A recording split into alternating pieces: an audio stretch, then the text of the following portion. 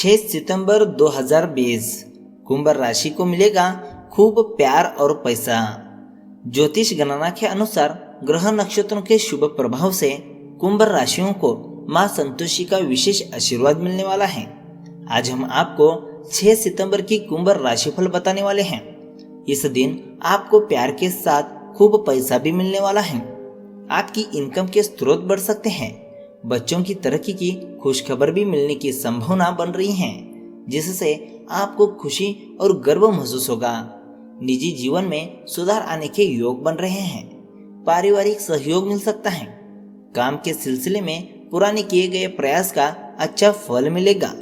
कुछ ऐसे ही महत्वपूर्ण बातें आज की इस वीडियो में बताने वाले हैं, तो इस वीडियो को अभी लाइक करें और कमेंट में जय संतोषी माता लिखना ना भूलें।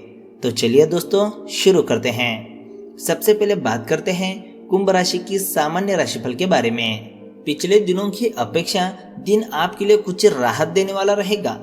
आपका कोई फंसा हुआ पैसा आपको मिल सकता है। व्यापार में आपकी स्थिति लाभदायक बनी रहेगी। आपकी आय में भी वृद्धि हो सकती है। कुछ ऐसे खास लोगों से आपकी मुलाकात हो सकती है जो आपकी समस्याओं को कुछ कम कर सकते हैं। आपकी कार्यक्षमता देखने लायक होगी। यदि आपको कोई साझेदारी का प्रस्ताव मिलता है तो उस पर गौर से विचार करें। इससे आपको अपने भविष्य में अच्छा लाभ हो सकता है। अपनी बुरी आदतों पर नियंत्रण करना आपके लिए बहुत ही जरूरी है। दोस्तों, अब बात करते हैं कुछ ध्यान में रखने वाली बातों के बारे में। आपका जीवन सुखीपूर्वक व्यतीत होगा। आर्थिक तंगी से छुटकारा मिलेगा। आप अपनी योग्यता से सभी कार्य सिद्ध करेंगे। अधूरी मनोकामनाएं पूरी हो सकती हैं। आप कुछ जरूरतमंद लोगों की सहायता करने का मन बना सकते हैं। भाग्य प्रबल रहेगा। हर तरफ से आपको अच्छे नतीजे मिलने के योग बने हुए हैं। दोस्तों, अगर हम कुंभ राशि की धन राशिफल की बात करें तो स्वास्थ्य संबंधित मामले आपकी प्राथमिकता रहेंगे। हो सकता है कि मेडिकल जांच के लिए अस्पताल भी जाना पड़े। अभी विदेशी संबंधों या व्यापार की भी संभावना है।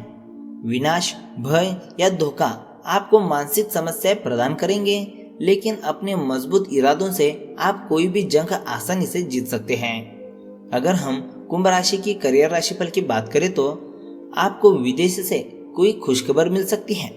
आपको काम के सिलसिले में विदेश जाने का अवसर भी मिल सकता है।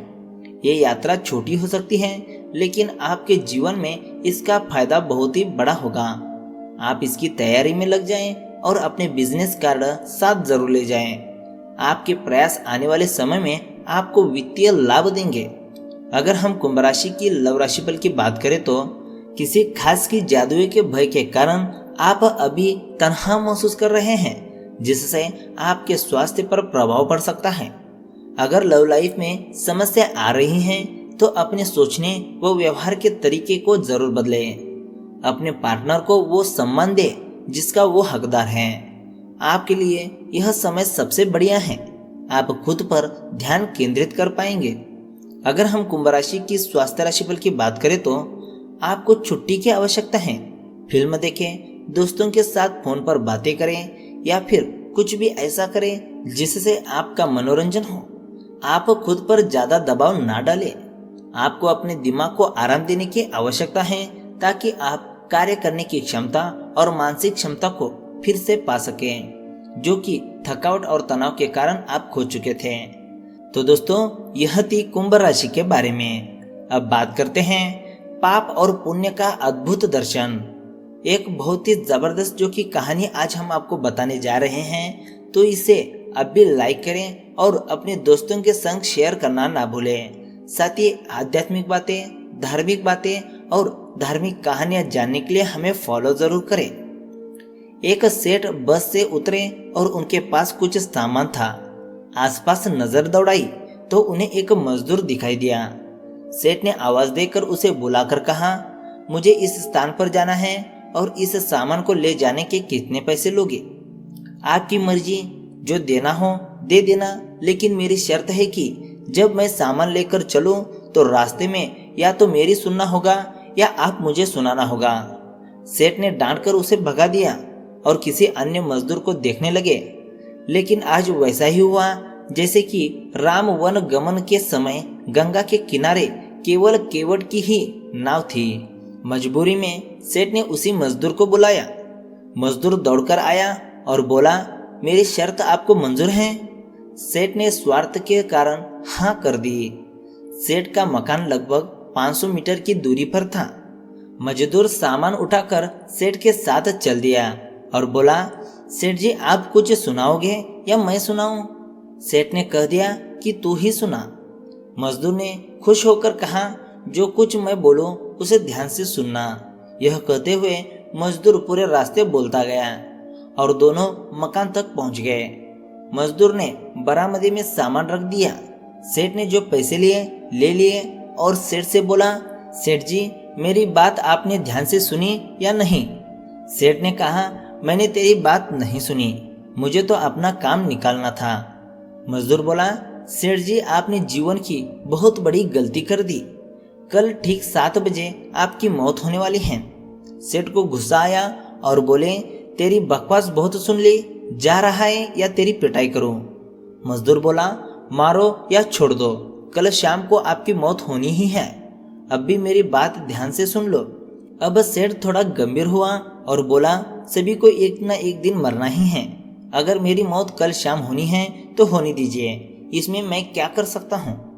मजदूर बोला, तभी तो कह रहा हूँ कि अब भी मेरी बात ध्यान से सुन लो। सेठ बोला, सुना, ध्यान देकर सुनूंगा। मरने के बाद आप ऊपर जाओगे तो आपसे यह पूछा जाएगा कि हे मनुष्य, पहले पाप का फल भोगेगा या पुण्य का? क्योंकि मनुष्य अपने जीवन में पाप पुण्य दोनों ही करते हैं। तो आप कह देना कि पाप का फल भुगतने को तैयार हूँ, लेकिन पुण्य का फल आंखों से देखना चाहता हूँ। इतना कहकर मजदूर चला गया। दूसरे दिन ठीक 7 बजे सेठ की मौत हो गई। सेठ ऊपर पहुंचा तो यमराज ने मजदूर द्वारा बताया गया प्रश्न कर दिया कि पहले पाप का फल भोगना चाहता है या पुण्य का? सेठ ने कहा, पाप का फल भुगतने को तैयार हूँ, लेकिन जो भी जीवन में मैंने पुण्य किया है उसका फल आंखों से देखना चाहता हूँ। यमराज बोले, हमारे यहाँ ऐसी कोई व्यवस्था नहीं है, यहाँ तो दोनों के फल भुगतवाए जाते हैं।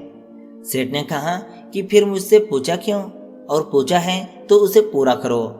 धरती पर तो अन्याय होते देखा है, पर यहाँ भी अन्याय है। यमराज ने सोचा, बात तो यह सही कह रहा है, इससे पूछकर बड़े बुरे में फंसे।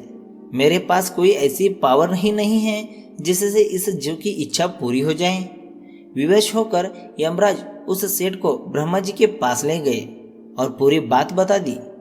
ब्रह्मा जी ने अपनी पोथी निकालकर सारे पन्ने पलट डाले, लेकिन उनको कानून की कोई ऐसी धारा या उपधारा नहीं मिली जिससे जीव की इच्छा पूरी हो सके।